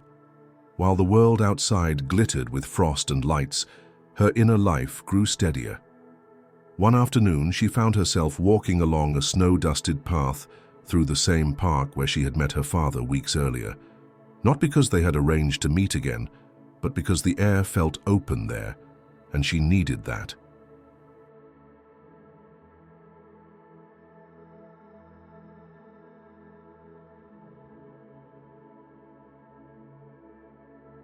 She didn't bring the letter with her, and she didn't plan to text him. Still, her mind wandered back to their conversation and the one that had followed by message. Short, polite, real. "I'm not sure what happens next," she had written. "Whatever happens," he replied the next day, "I'll be grateful for this beginning." And that was it. No follow-up, no pressure, just an acknowledgement. Emily had read his message twice, then archived the thread. She wasn't trying to forget it.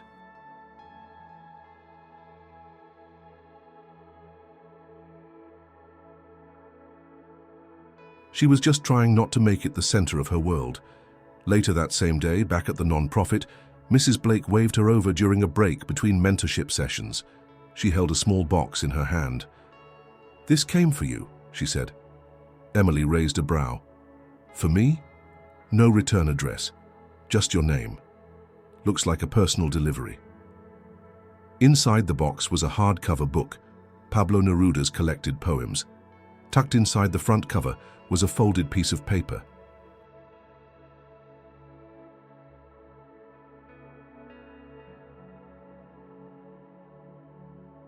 "You said once you never finished reading her favorite poet.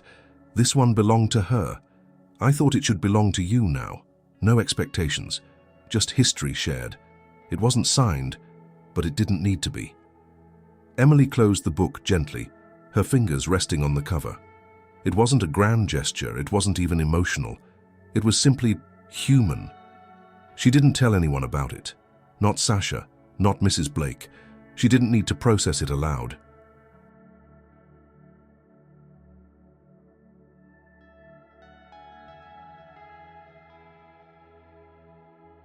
She placed the book in her bag, and that night, just before bed, she opened it to the first page and began to read. She didn't cry.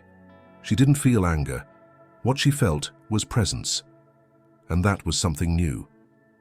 In the following days, she began making small changes. She updated the nonprofit's mentoring materials, adding a new section titled "Stories That Heal." She led an open mic night for youth, inviting them to share poems, letters, even songs.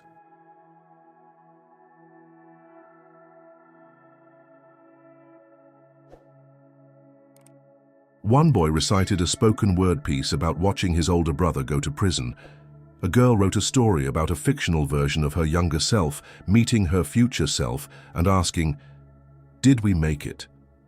Emily stood in the back, listening, watching, witnessing the kind of vulnerability she had once buried in silence. Now she nurtured it.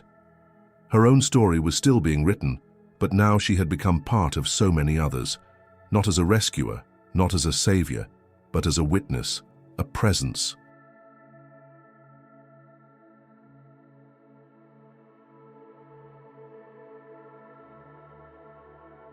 A mirror. She heard from the Mentorship Coalition again a few days before the new year. They invited her to a private reception in Washington, D.C., ahead of the award announcements. It was optional, they said, but encouraged.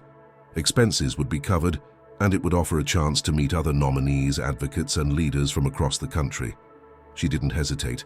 She booked the flight. Mrs. Blake offered to accompany her, but Emily said no.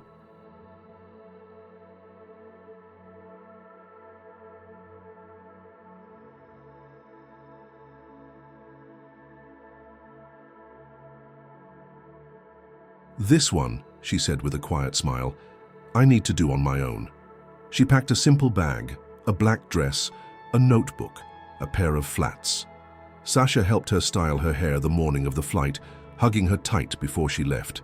At the airport, she looked around at the crowds and the terminals and realized something else had changed. She wasn't afraid anymore. She was still humble, still aware of everything she didn't know. But she wasn't afraid of spaces that used to intimidate her.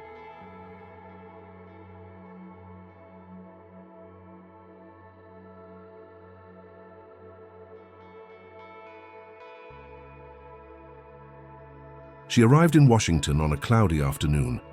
The hotel was grand, the kind of place she had once only walked past on her way to somewhere else. Now, her name was on the reservation. A small card on the pillow welcomed her.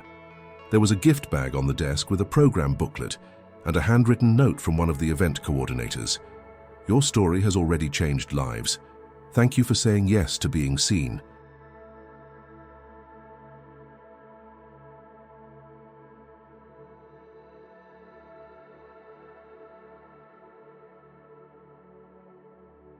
That evening, as she sat by the window of her hotel room, looking out over the city, she thought about all the moments that had led her here. About the silence of her mother's absence, the coldness of Denise's voice, the sting of being overlooked, the weight of small kindnesses, the sound of her own voice at the podium. It had all brought her here. She reached for her notebook and wrote a single line. Sometimes, the quietest beginnings become the most lasting stories.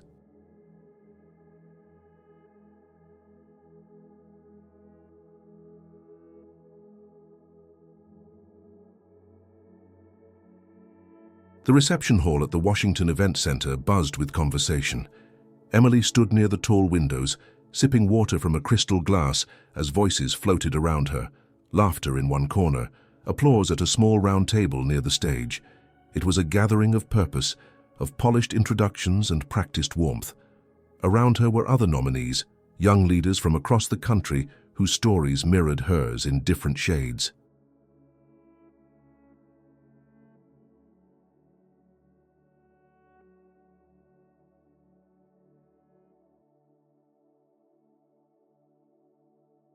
Survivors of foster care, community activists, founders of literacy programs and food banks, some younger than her, some older, but all of them radiating the same kind of quiet grit. A representative from the coalition stepped onto the small stage and welcomed everyone with words about vision, impact, and legacy. Emily listened politely, her hands resting at her sides. She had prepared for moments like this. She knew how to blend in when needed, how to stand apart when called.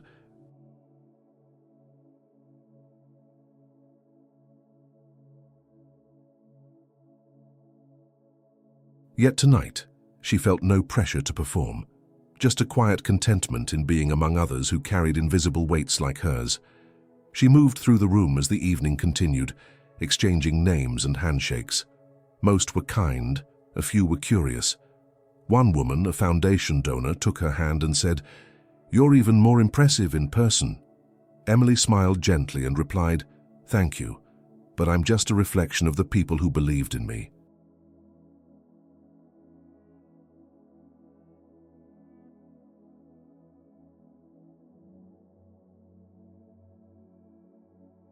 It was halfway through the night when she felt it, the buzz in her coat pocket, her phone. She stepped aside to check it, expecting maybe a text from Sasha or a reminder from her program calendar, but it wasn't either. It was an email from the awards committee, not the formal one, not the pre-scheduled announcement. It was addressed to her directly. Subject: please confirm your availability for a brief stage presentation tomorrow morning. The body of the message was short. Dear Ms.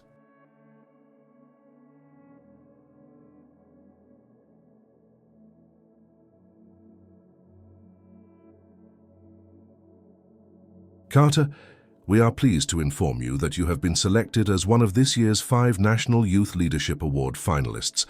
We would like you to join the morning panel for closing remarks at the main conference session tomorrow. Your presence will inspire others who may be quietly waiting to believe in their own voice. Emily read the message twice, then a third time. Not a winner, not yet, but a finalist.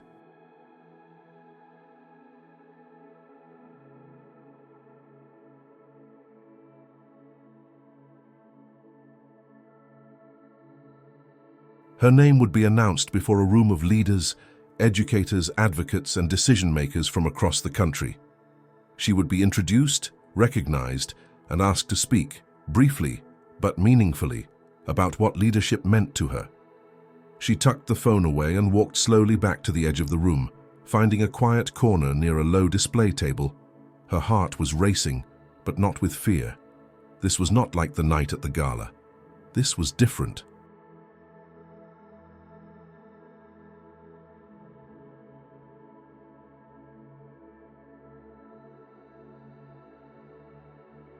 She wasn't here to prove anything to anyone. She was here because the life she had fought for was finally speaking back. Mrs. Blake had always said that real leadership wasn't about standing taller than others. It was about lifting the room without saying a word. And tonight, Emily understood that in her bones. The next morning, she woke early. She chose her dress carefully. Nothing too bold, nothing that tried too hard. Just a simple navy blue with clean lines. She kept her hair pulled back.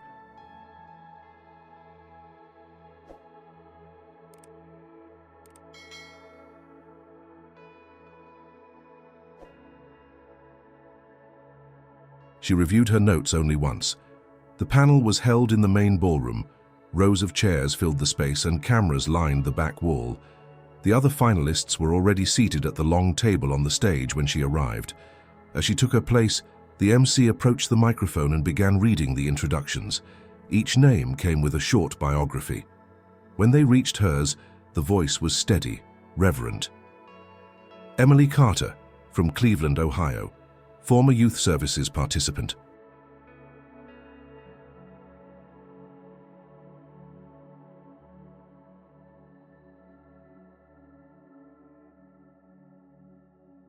Now Director of Community Mentorship at Blake Foundation, a voice for the invisible, and a reminder that resilience, when nurtured, becomes leadership. Applause followed. Emily smiled, steadying her breath. Each panelist was asked one question. What is one truth you carry as a young leader? When it was her turn, she leaned into the microphone and spoke clearly, without notes. I've learned that leadership isn't loud. It's not always the person at the front of the room.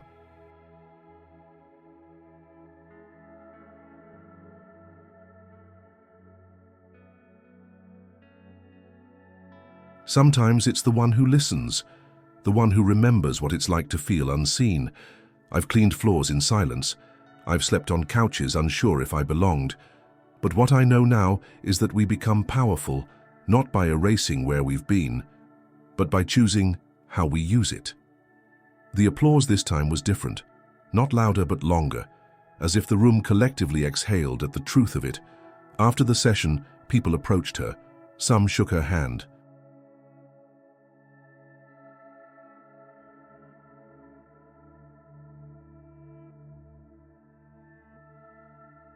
Some shared their own stories in hurried whispers. A woman from Detroit said, "I work with young mothers, they need to hear you speak." A teacher from New Mexico asked if she had published any of her writing. A college administrator handed her a card and said, "We'd love to have you lead a workshop." It was surreal, but it was also steadying. She wasn't being congratulated for surviving anymore. She was being invited into something.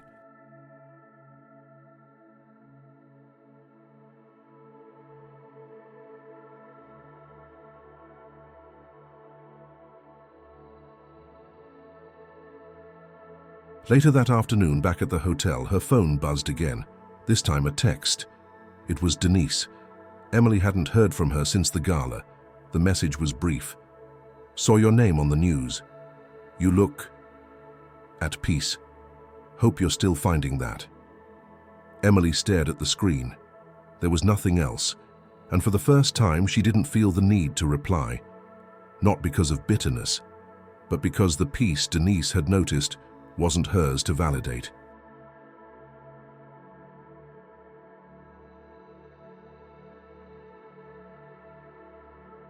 It had been built from the ground up, layered slowly, brick by brick, word by word.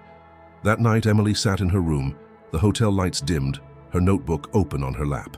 She wrote, "Today I spoke on a stage where no one knew what I used to be. They only knew who I am now. That, I think, is the moment healing becomes real, not when the past is forgotten, but when it no longer defines the room you're in." Spring arrived like a quiet breath.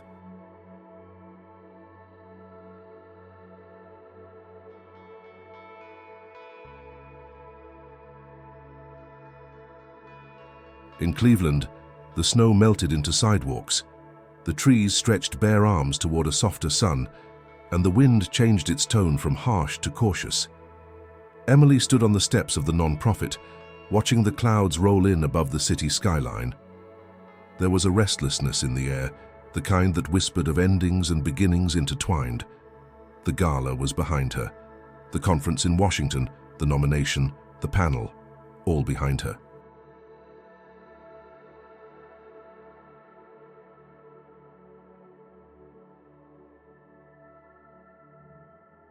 But something permanent remained, the change she could now feel beneath her skin. She no longer carried her past as a shadow.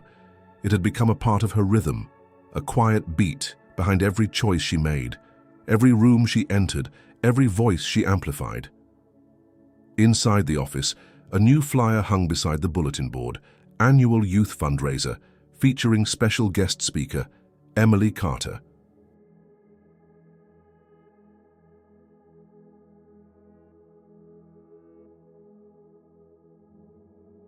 It would be her second time addressing the fundraiser's audience, but this time, she would not be the surprise. She would not be the girl someone whispered about. She would not be cleaning the bathrooms. She would be the headliner. The opening and closing. The reminder of what can happen when someone who was once dismissed becomes someone who cannot be ignored. Mrs. Blake handled the logistics with her usual precision, but this time Emily helped choose the theme. From silence to strength.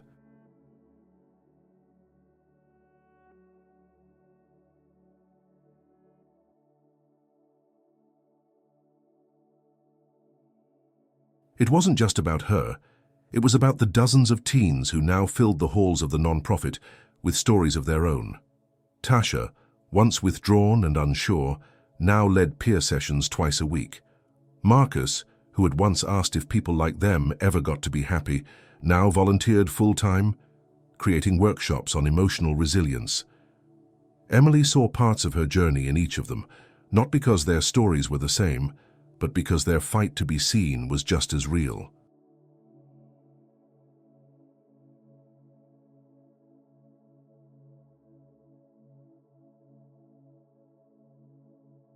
The evening of the fundraiser arrived with golden light pouring through the event hall windows.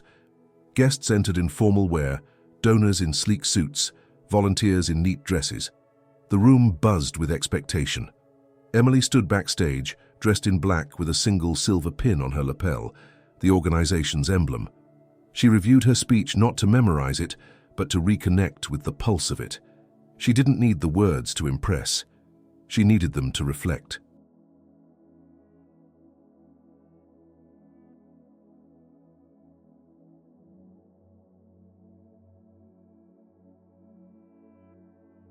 As the program began, she stepped to the side of the stage, watching the crowd settle. In the front row, Mrs. Blake sat with her hands folded, her smile calm. Sasha was there too, near the center, beaming, and then her eyes found Denise. She was seated near the back. There was no fanfare in her entrance, no whispered comment to a friend, just quiet presence. Her face was neutral, her body still. She wasn't there to make a statement. She was simply there.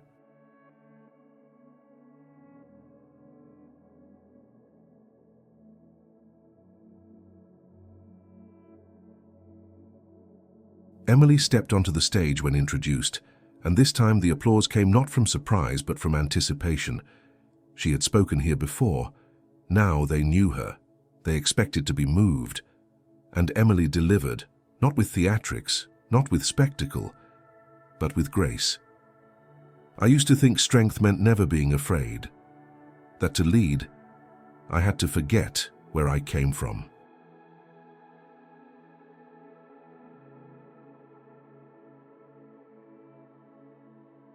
But I've learned that strength is being willing to speak the truth about who you are and where you started, even when it hurts.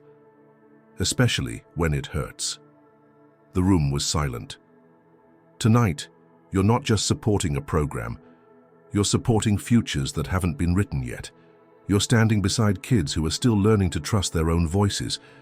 And you're saying, with your presence, that their story matters. She paused, allowing her eyes to scan the crowd again.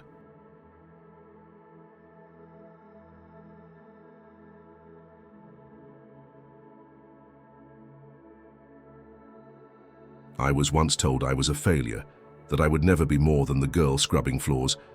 But here's what I know now. No one gets to write your ending except you. Applause thundered across the room. Some stood, others wiped their eyes. Emily nodded once, then stepped back, letting the sound swell around her, not in pride but in recognition. This was no longer about her past. It was about the place she had claimed, earned, and now held without apology.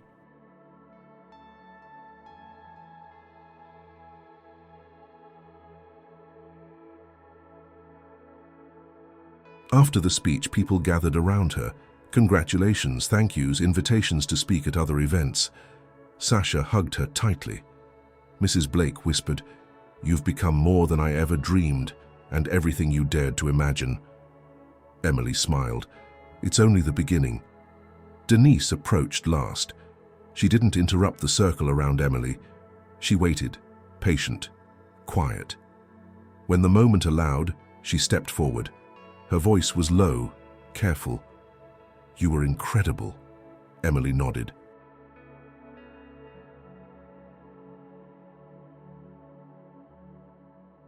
"Thank you." "I don't expect a seat at your table," Denise said. "I just wanted to say that I'm glad I was wrong." There were no tears, no grand forgiveness, just two women who had shared history standing in the same space, both changed. "I'm glad I was right about myself," Emily replied.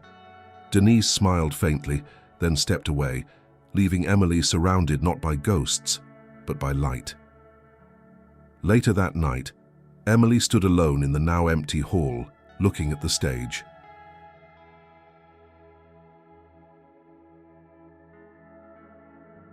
She thought of the first night she'd spoken, how her knees had trembled, and how the sound of one whispered insult had nearly stolen her breath.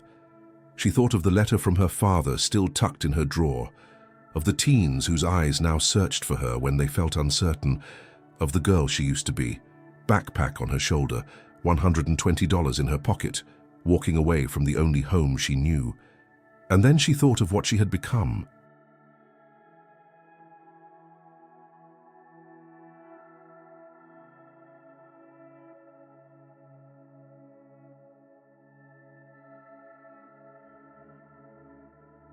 Not because someone saved her, not because someone gave her a crown, but because she chose not to disappear. She turned off the last light, her footsteps echoing across the polished floor. Outside, the wind was soft. The city lights blinked in rhythm. And somewhere deep inside, Emily Carter knew she had not just found her place, she had built it.